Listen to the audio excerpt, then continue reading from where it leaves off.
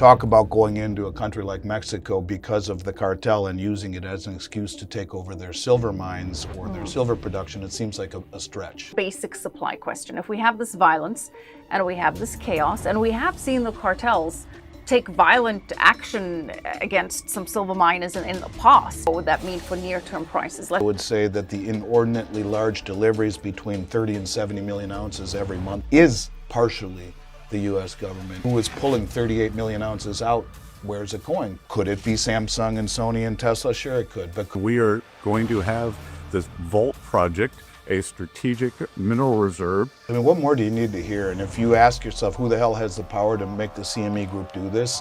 How much further do you have to look? The CME Group always finds a way to draw down open interest into the delivery month so that it does not exceed what can be delivered. And they did it, but at what cost? Vital for defense, AI, economy, and well, in vital that for electrification. $1.5 trillion defense bill, is there anything in there for getting minerals critically? What's happening in Mexico, which is the world's largest producer of silver, and Mexico is facing a surge in cartel violence.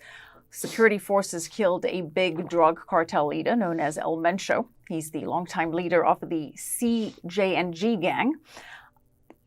Now, rather than calming the situation, this death has in fact triggered retaliatory attacks, more violence, more chaos, more instability that's spilling into key economic sectors, transportation, mining, raising concerns about security, investment risks, supply chain disruption. And again, Mexico is the world's largest producer of silver. Silver, of course, as we mentioned, has recently been added to the critical minerals list. Mexico produces a quarter of the world's silver supply, much more than China, much more than Peru. And so the question this raises, and there are several questions, but let's start off with a basic supply question. If we have this violence and we have this chaos, and we have seen the cartels take violent action against some silver miners in the past, do you foresee a disruption in terms of mining, in terms of supply? And if so, what would that mean for near-term prices? Let's start with that. Well, I think absolutely you would have some form of disruption. I think if you're a board member watching what happened, I think it was Visalia, if I'm not mistaken, where 10 of their board members were kidnapped and murdered recently. And now you see this, where the majority of these mines are in Mexico, and at what point do you start to question the wisdom of that? There's always been the overhanging threat in any mining endeavor of geopolitical risk. This takes it to a whole new level, and I think it would have a profound impact, 100%, at least until things get under control. How quickly, well, what would the timeline be for this supply issue to start being seen in the prices, do you think? You would think it would be immediately. If indeed they have if this massively disrupts the supply chains in Mexico. You know, you hear that rumor of Samsung flew to Mexico to open up a mine for all of their doré and concentrate in order to, facilitate their battery operations. What does it do to a company like that? Do they rethink their problem? Are they some of the ones that are pulling the metal off of the exchange because of what they saw? This is a situation where it becomes even more imperative for the U.S. to do things like classify silver as critical, because supply chains are being disrupted. And not only that, the exchanges by which these commodities are freely traded seem to be less than sincere. And when you realize we're now in the 6th year of a supply-demand imbalance into the billions of ounces cumulatively, 200-300 million ounces a year, this becomes a real problem when you are putting a big question mark in front of the very largest producer of silver in the world. Yeah, it has to have a problem or some sort of an effect. Let's wade into some geopolitical speculation, shall we? Sure. And as we've discussed, silver recently added to the critical minerals list, vital for defense technologies, AI, semiconductors, electrification, certainly been recognized by the Trump administration as vital to the economy and national security. Yep. The Trump administration has designated these cartels as terrorist organizations, and there is some thinking out there that this could see the Trump administration take action within Mexico and potentially try to secure some of the silver supply similar to what we saw in Venezuela, although a very different landscape politically in Venezuela in terms of the leadership, in terms of the rest of the country. There was a rumor, which was proved to be unsubstantiated, that President Xi said that Trump would use this as a pretext to go into Mexico and take control of this. Again, that rumor is inaccurate. I will emphasize that. But it does paint the picture of, or the framework as to how things are being seen, especially as we saw the action in Venezuela and potential interest in Greenland and the Monroe Doctrine, similar to the Monroe Doctrine of emphasizing the Western Hemisphere and securing perimeters.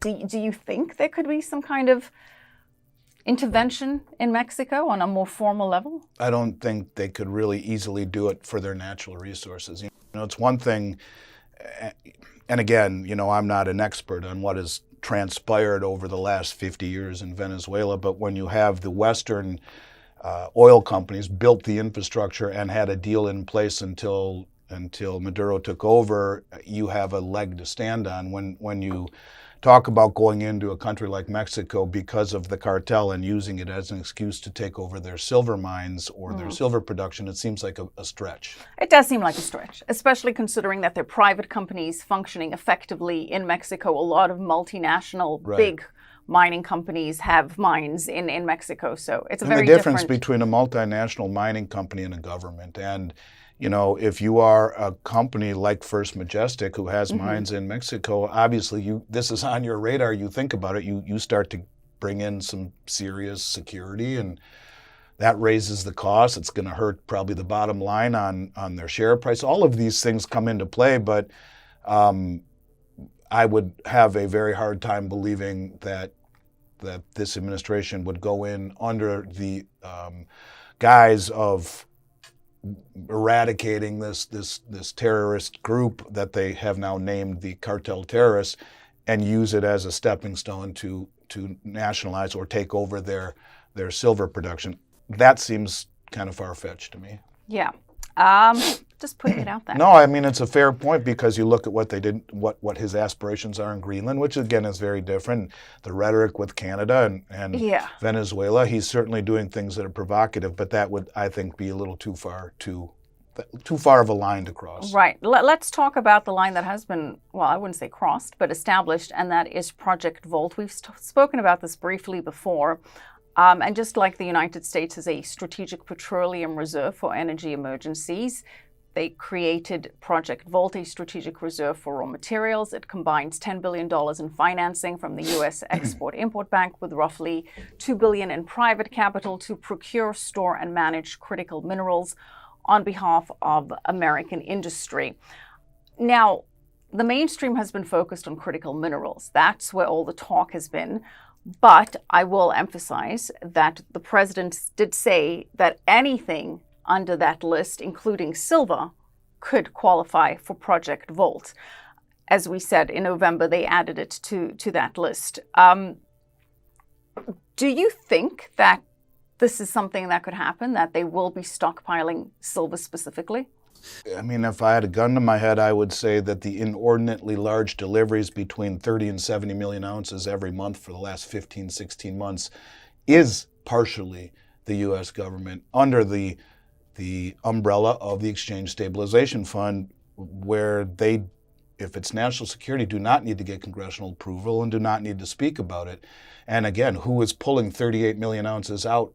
Where's it going? To your point, could it be Samsung and Sony and Tesla? Sure, it could. But could it be the national government or the Treasury Department? Absolutely, it could. Well, let's hear from Treasury Secretary Scott Bessent. He spoke when this project was first announced. Let's play that soundbite. Economic security is national security, and a country does not have sovereignty if we don't have control of our critical minerals, don't have control of our steel production and our industrial base. And thanks to the work of everyone here through your leadership, this was a public-private partnership that only you could have assembled, and we are taking back our sovereignty, and we are going to have this Volt project, a strategic mineral reserve, and I can't tell you how innovative and exciting this is, and the level of security it is going to give us going forward is phenomenal.